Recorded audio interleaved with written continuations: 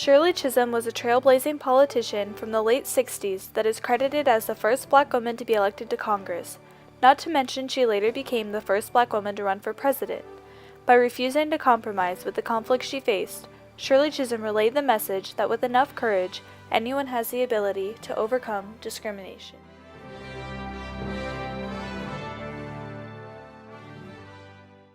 The historical icon was born on November 30th, 1924 in Brooklyn, New York. It has been noted that ever since she was a child, charisma and courage were always prominent in her personality. After attending Brooklyn College, Chisholm decided to seek a career in politics. At the time, sexism and racism were raging forms of discrimination. The idea of a black woman partaking in national government was unheard of. Being that Shirley Chisholm didn't take no for an answer, she decided to run for the House of Representatives in 1968. Shirley said, "David?" I said, "Yeah, Shirley."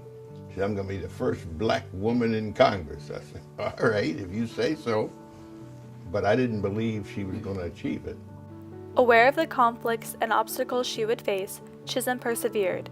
To emphasize her outspoken spirit, her campaign slogan was "Unbought and Unbossed." She stayed true to this powerful phrase while refusing to suppress to her antagonists. Shirley Chisholm took a very sincere approach of gaining support by going person to person, door to door, and shaking one hand at a time. Shirley went out in the street and lined up the voters. It was an upset when she won the primary. But Shirley was the power. Shirley was the one who knew how to get out in the street and talk to people. And she was always talking like one of the people. Despite her disapproval, she ultimately secured a spot in the House of Representatives, winning the election by a resounding 67% of the vote. At this moment, Shirley Chisholm made history by becoming the first black woman to be elected to Congress. The battle didn't end there. Her welcoming to the House was anything but warm. For the first 2 to 3 months, I was miserable.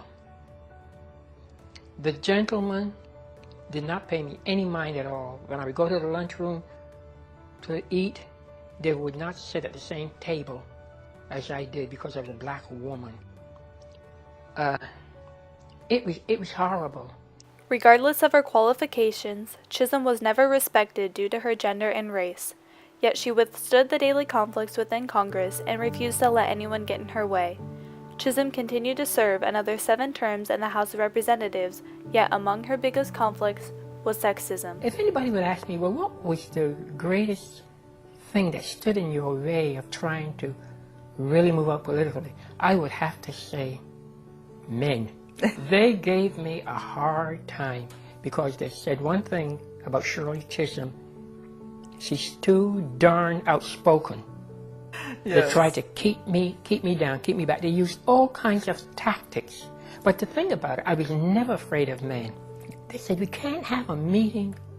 We don't even invite her to the meetings. And here she comes. She heard that we were having a meeting. She wanted to say hello. But it wasn't that. I knew that they were having a meeting, and I wanted to invade their premises. You see? And find out what was going on. And I would invade. And when they saw me coming, they almost dropped dead.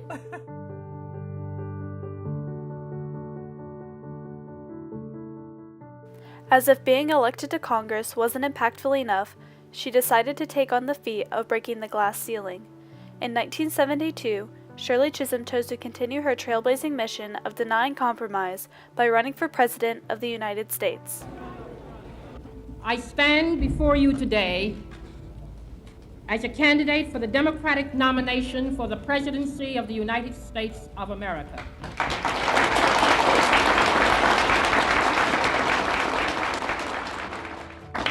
I am not the candidate of Black America, although I am black and proud. I am not the candidate of the women's movement of this country, although I am a woman, and I'm equally proud of that. I am the candidate of the people of America. Regardless of her conflicts, Shirley Chisholm refused to subside with her oppression, and as a result, she became the first black woman to make a bid for a major party in the presidential election. So I realize that this is a rough road, but a catalyst for change in a society is usually persona non grata with those who have been the beneficiaries of the system. A catalyst for change has to be able to withstand the insults, the humiliations, the abuses, and the slurs.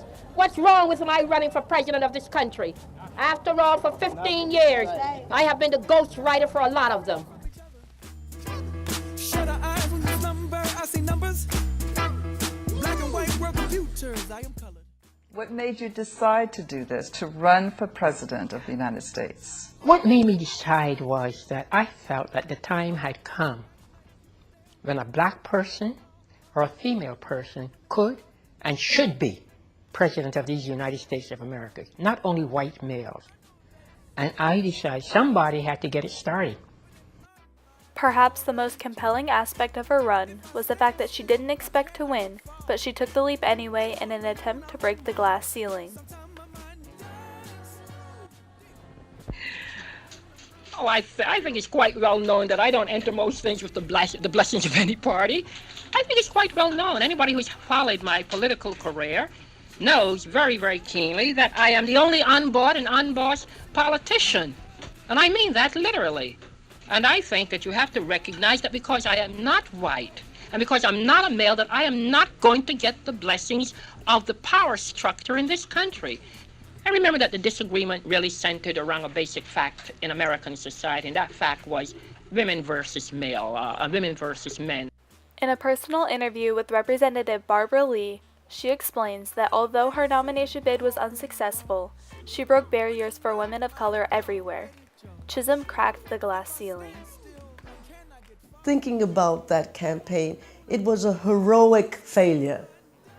And she didn't expect to win, you know, but I call it a heroic failure because she dared to do it. Withheld by the social climate at the time, Shirley Chisholm failed to secure the nomination, but she did receive a respectable 10% of the votes at the Democratic Convention. However, the campaign did have minor success in giving Chisholm the recognition she deserved. She was later named one of the top 10 most influential women in the world and later awarded the Presidential Medal of Freedom by Barack Obama. She is a legend in her own right. She is a woman that is very honest and very upright, and that's why she's come to be known as unbought and unbossed. She was elected.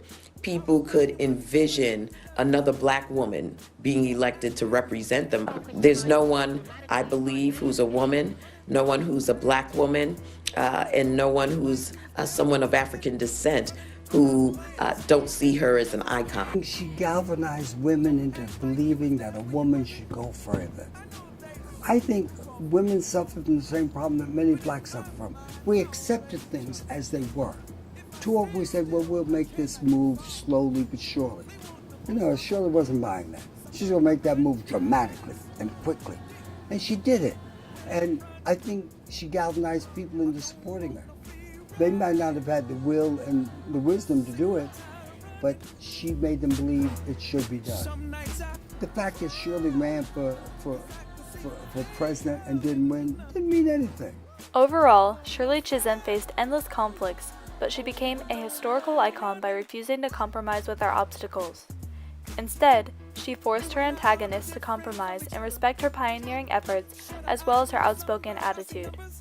Without Shirley Chisholm, we may have never experienced the election of Barack Obama or the nomination of Hillary Clinton. Her unsurmountable courage has paved the way for future opportunities of women, blacks, and all minorities. Representative Val Demings, and Orlando's first female chief of police, explains, "She was fearless and not afraid to fail. Being a first is one of the most difficult things and comes with a lot of responsibility. I'm so grateful she had the courage to lead the way for the rest of us." I have never ever had that kind of impact on me as a human being.